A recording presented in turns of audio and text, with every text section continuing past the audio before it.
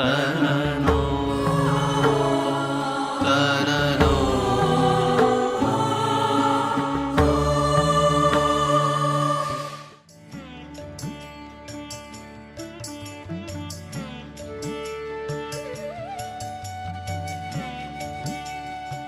श्रीहरिं परमानंदम उपदेष्टारम् ईश्वरं व्यापकं सर्वलोकानां कारणं तम नमाम्यहम्। श्री हरि भगवान की जय। श्री सद्गुरु भगवान की जय। सभी को जय श्री कृष्ण, सादर प्रणाम। साथ ही आज की श्री नारद जयंती की आप सभी को खूब खूब शुभकामना, खूब खूब बधाई हो। आज ऐसे एक दिव्य चरित्र का प्रागट्योत्सव है जो हमें हमारे प्रत्येक शास्त्र की गलियों में, प्रत्येक शास्त्र के निकुंजों में कहीं न कहीं अवश्य विचरण करते हुए मिलेंगे, और वो है देवर्षि नारद जी।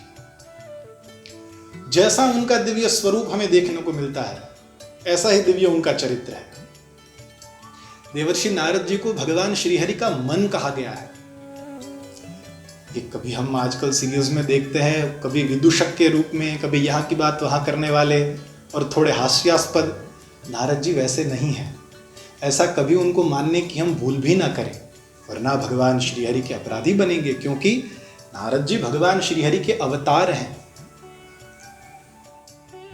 देवर्षि नारद की भूमिका भगवान श्रीहरि के हृदय में कितनी दिव्य है, वो आपसे बांटूं। 10वें स्कंद के 10वें अध्याय में भगवान दामोदर जब यमलार्जुन का उद्धार कर रहे हैं, तब वहां खुद भगवान दामोदर ने कहा है, देवर्षि में प्रियतमो।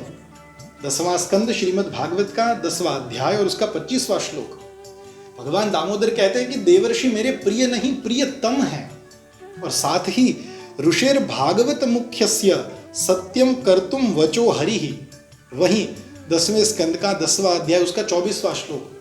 भगवान दामोदर मन ही मन श्री हरि सोचते हैं कि मेरे प्रधान भागवत के मुख्य ऋषि श्री नारद जी की वाणी को सत्य करने हेतु मैं इन दोनों का उद्धार करूंगा। ये नारद जी की भूमिका और उनका स्थान है।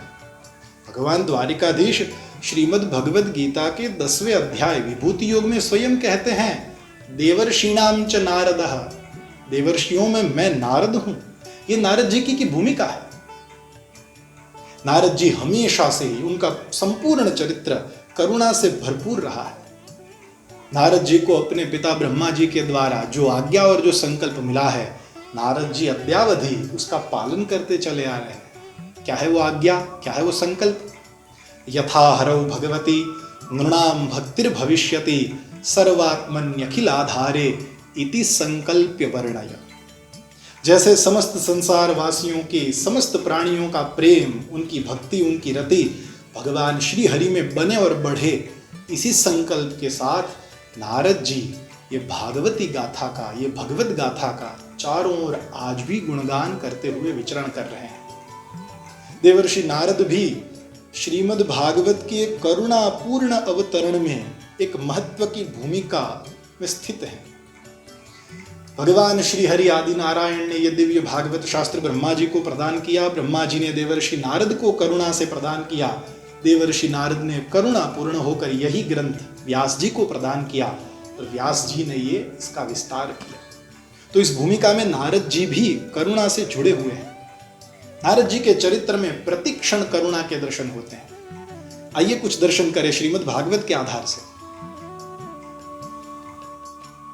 ध्रुव जी के चरित्र में जब ध्रुव जी वो छात्र बच्चा क्रोध में भर के भगवान के दर्शन, भगवान की प्राप्ति हेतु जंगल में जा रहा है, मार्ग में देवर्षि नारद जी मिले। नारद जी ने निष्ठा देखकर एक कृपा से एक चेष्टा करी, उन पर कृपा करके स्पृष्ट्वा मूर्धन्य गगनेन, अपने नारद जी ने अपना ऐसा श्रीहस्त जो सारे पापों का विनाश करने वाला है, ध्रुव जी के मस्तक पर रखा। ध्रुव जी के पाप भस्मीभूत हो गए और ध्रुव जी को ऐसे भी प्रभु की प्राप्ति हुई। और साथ में प्रीतः प्रत्याहतं बालम सद्वाक्यम अनुकंपया, 4 स्कंद का 8वां अध्याय 49वां श्लोक। यहाँ कहते हैं, बड़े ही प्रेम से, अनुकंपया, बड़ी ही कृपा से उस बालक को वाक्य कहा है। यहां भी उनकी कृपा के दर्शन होते हैं। प्रहलाद जी के चरित्र में देख लीजिए, ऋषि ही कारुणिकः, 7वां स्कंद 7वां अध्याय और 15वां श्लोक। प्रहलाद जी की माता कयाधु को जब इंद्र महाराज मारने को उद्यत हुए, तब करुणा से भर के देवर्षि नारद ने उनका भी बचाव किया और प्रहलाद को गर्भ में ही भगवत भक्ति का दान किया, उनके गुरु बने। हर्यश्व और शबलाश्व, उनको जब प्रभु के रास्ते पर उन्होंने आरोहण करवाया, तब उनके पिता दक्ष ने श्राप दिया, लेकिन नारद जी ने समर्थ होते हुए भी उस श्राप का सप्रेम सादर स्वीकार किया। प्रतिजग्राह तद्बाढ़म नारदः साधु सम्मतः। प्राचीन बरही को जो पशु हिंसा में लगा हुआ है, वहां भी नारद जी की करुणा के दर्शन होते हैं। नारदो अध्यात्म तत्वज्ञः कृपालु प्रत्यबोधय। चौथा स्कंद 25वां अध्याय और 30वां श्लोक, वहां भी कृपालु विशेषण है उनका। सप्तम स्कंद में तो नारद जी और युधिष्ठिर के बीच का ही संवाद संपूर्ण भरा हुआ है, जहां पे नारद जी अपना 7वें स्कंद के अंतिम 15वें अध्याय में अपना पूर्व से भी पूर्व चरित्र, जब उपबरहण गंधर्व थे, वो चरित्र का भी दर्शन करवाते हैं। देखिए, प्राय सभी जगह नारद जी की बात जितनी देव मानते हैं उतनी दानव भी मानते हैं। उसका कारण यह है कि नारद जी सभी योनियों की यात्रा करके अंत में भगवत भक्ति में स्थिर हुए हैं। उपबरहण गंधर्व बने, राजसी वृत्ति, वहां पे नारद जी खुद अपने आप को कहते हैं कि मत्तस्तु पुरु लंपटः, मैं बड़ा मत्त रहने वाला और स्त्री लंपट था, मेरी अधोगति हुई और मैं दासी पुत्र बना। वहां भी महापुरुषों के संग से, कहीं भी नारद जी अपनी बड़ाई नहीं कर रहे हैं, वहां भी महापुरुषों की संगति को कारण दिखाया और अंत में उनको ये देवर्षित्व प्राप्त हुआ।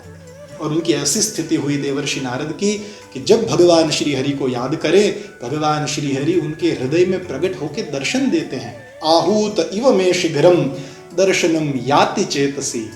आइए, आज नारद जयंती के इस दिव्य पर्व पर हम भी देवर्षि नारद से ये प्रार्थना करें कि हे मुने, हे प्रभु के प्रिय मन स्वरूप, हम आपको बारंबार प्रणाम करते हैं। आपकी कृपा से हमें भी भगवान श्री हरि के दिव्य दर्शन प्राप्त हो और हमारी जिह्वा भी नारायण नारायण नाम रटती रहे।